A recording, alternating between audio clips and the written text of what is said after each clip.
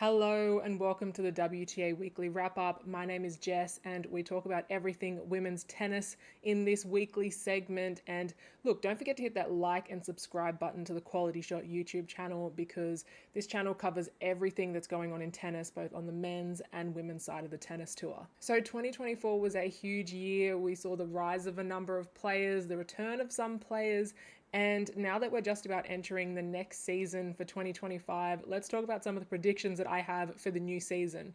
Now, make sure to comment below some of your predictions for the 2025 season, what you think is going to happen, who's going to do well. I'd love to hear your thoughts. Now, the first prediction that I have for 2025 is Coco Gauff winning a slam. Yes, I've said this in a couple of videos. If you've been paying attention, I've mentioned Coco a few times, and I do really think she's going to win a slam in 2025.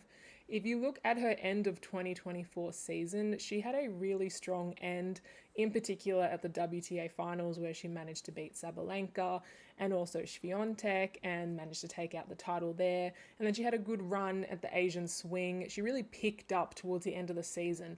In the middle of the season, at the beginning, she was okay. I mean, she was consistent, but she wasn't right up there with Iga and Sabalenka in particular. So the end of the season was really strong for her, and I think she has geared up really well for a good 2025. Now, which slam she wins, I'm not entirely sure. I have gone on record and saying that I think she wins the Australian Open.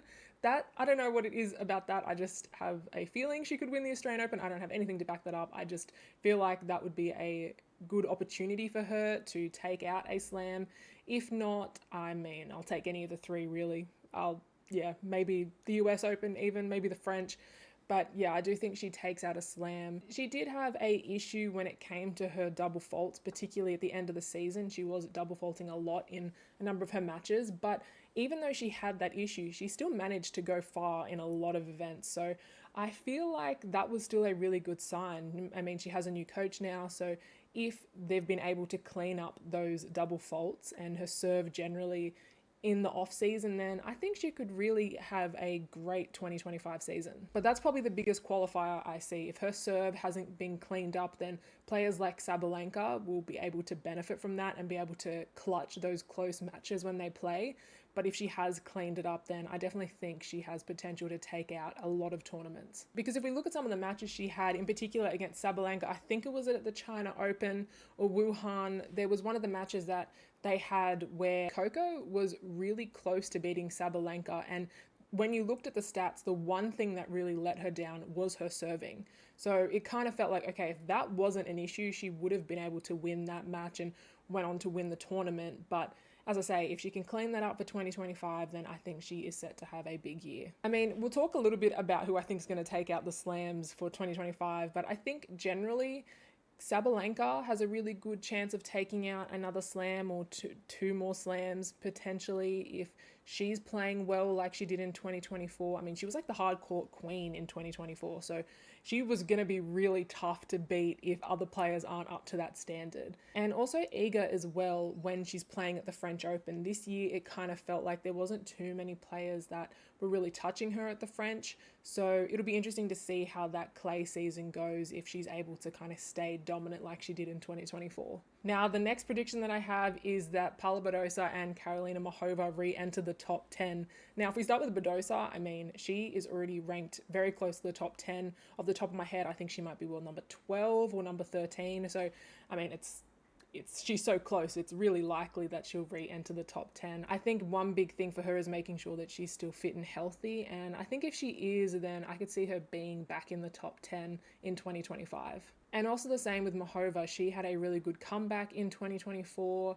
She had dealt with her wrist injury at the beginning of the season. We really didn't see her play much until later in the season. And then once she started to play, I mean, she did quite well at the US Open, had a good Asian swing. And if she could keep that momentum going and she stays injury-free, I think she's another player that will be back in the top 10. She was in the top 10, and I feel like before that injury, she was so close to being able to take out a slam. I mean, she made the French Open final before she had her injury. So I definitely think that she has potential to be back in the top 10. And if she stays fit and healthy, she's going to be a real threat to the rest of the players that are already in the top 10. Now, another player that had a really interesting 2024 season that I think could make a bit of a comeback in 2025. I mean, she's still in the top 10, so comeback, I mean just maybe making a slam final or a semi-final, or at least being back in the top 5, is Rybakina. In 2024, Rybakina had a number of injuries and illness that prevented her from performing in a number of events and different tournaments.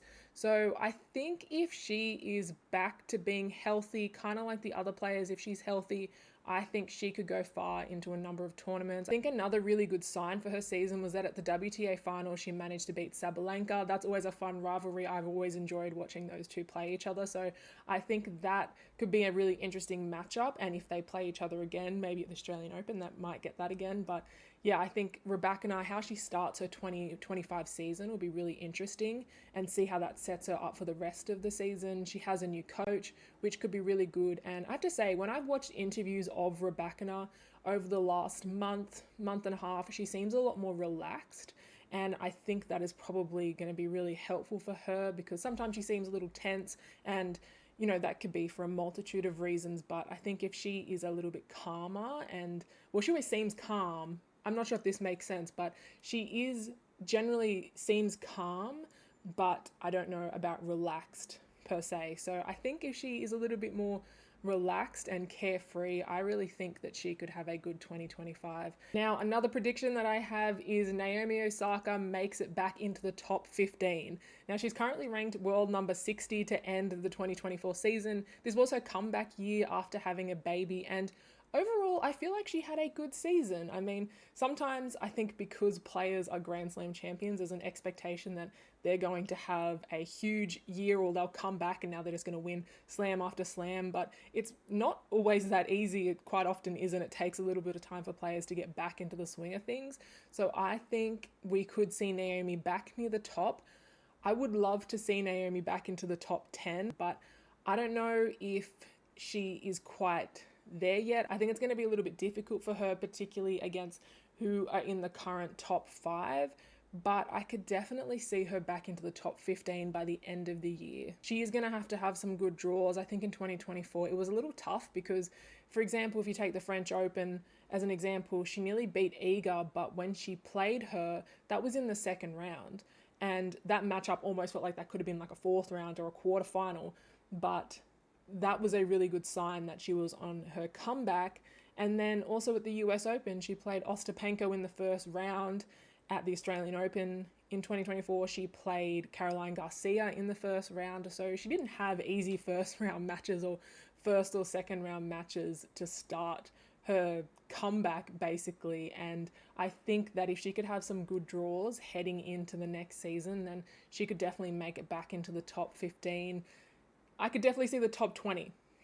Now I'm changing it. Top 15. I think I could see her in the top 15 again. But it's going to be really interesting. I really want to see some matches with her against Sabalenka, against Iga, against Rybakina, against Paolini, against Coco. But I would really like to see them later in some tournaments, and she has to get there first, and it takes a bit of time. Okay, so my Grand Slam predictions for 2025. I find this really challenging because we're talking who is going to win all 4 slams, and the season hasn't even started yet. We don't even have a benchmark for how players are starting, but I'm going to do my best. I'll do my best. So with the Australian Open, my pick is going to be Coco to take out the Australian Open. As I said earlier, I think she had a really good end of her 2024 season, so I think that's going to lend her well heading into the Australian Open. Then after that, I would say, if not Coco, either Sabalenka manages to take it out again and does a three-peat, and perhaps if some of the other players drop early, like some of the top 10 players, I could also see Zhang taking it out. I think she would have learned a lot from her Australian Open loss in 2024, but she's kind of like an outside chance in my opinion. Roland Garros, I've been thinking about this one. I have 4 in mind. I'm gonna go with Iga doing it again. I don't really know who else on the women's side I think is a real threat to her at the French at this stage. It'll be really good to see once the clay season begins who is at that level. I'm sure there will be other players as well. But at this stage, I'm going to go with Iga. And then a few outside chances is Muchova. I think if she is playing really well and is healthy, I think she could be a real threat.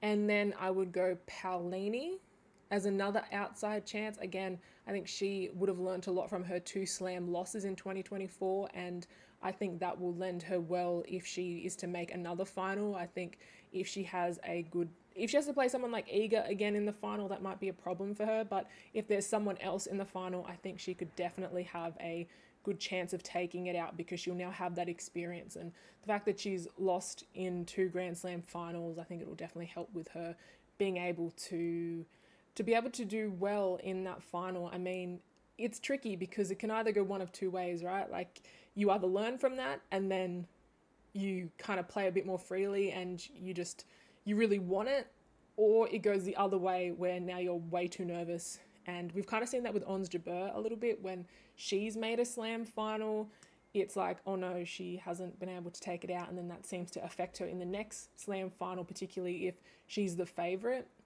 So it's going to be interesting if Paolini makes another final, but her personality kind of gives that she's very happy and very positive. So I almost think that because she's had those 2 slam finals, she'll take a lot from that. I think if she makes another slam final, she'll have a good chance of taking it out. But obviously it depends who her opponent is. I do think at this current stage, if it's against Iga or Sabalenka or Coco, it could be really difficult for her. But if it's not and it's someone else, then I think she has a really good shot. Now, another outside chance is Mira Andreeva. I think she's another one that could go far.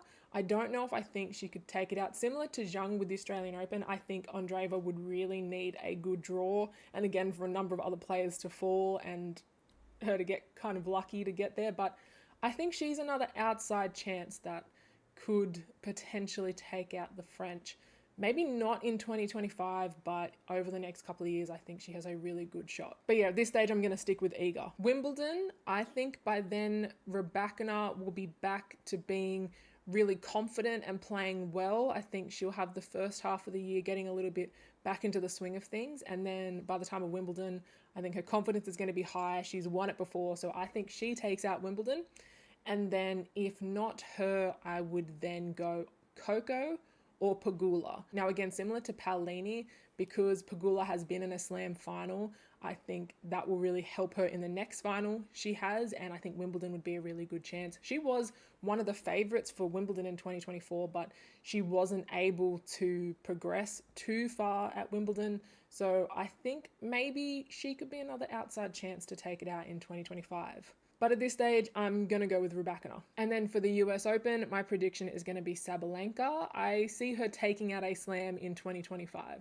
And if I've said Coco takes out the Australian Open, I think Sabalenka ends the year with the US Open, goes back to back. And then like we've done with the other 3 slams, I love to hedge my bets. The other 2 that I would say as potentials is Coco, and you know what? Let's go with Badosa. That might be a bit of a stretch, but why not?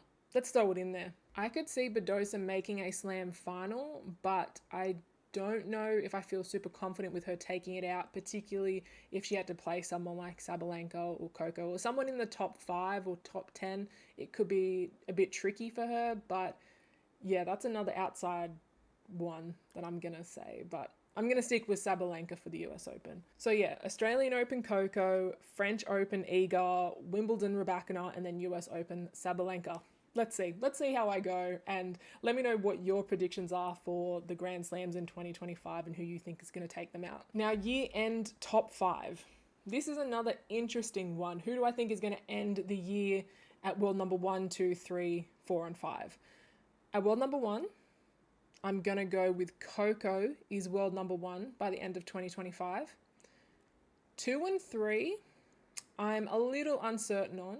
I'm going to go with Arena at number 2, Arena Sabalenka at number 2, Iga Świątek at number 3, but honestly, I could see either of them taking it, so either Iga at number 2 and Arena at number 3 or vice versa, but I'm going to go with Sabalenka at number 2 and Świątek at number 3, Rybakina at number 4, and then Zhang at number 5. So yeah, that's my predictions for 2025. As I say, let me know in the comments what some of your predictions are. it's going to be really interesting. The new season is so close, and it's going to be really fun to see what happens on the women's side. I feel like women's tennis is in an amazing place right now. We have some incredible dynamic players to look out for, and I'm sure there are going to be some surprises as well. There always is. For example, like Krejcikova taking out Wimbledon this year was a bit of a surprise, so it'll be interesting to see what happens in 2025. Look, that's all I have for this week's video. Thank you so much for watching. Don't forget to hit that like and subscribe button to the Quality Shot YouTube channel. My name is Jess, and I'll catch you in the next video. Bye.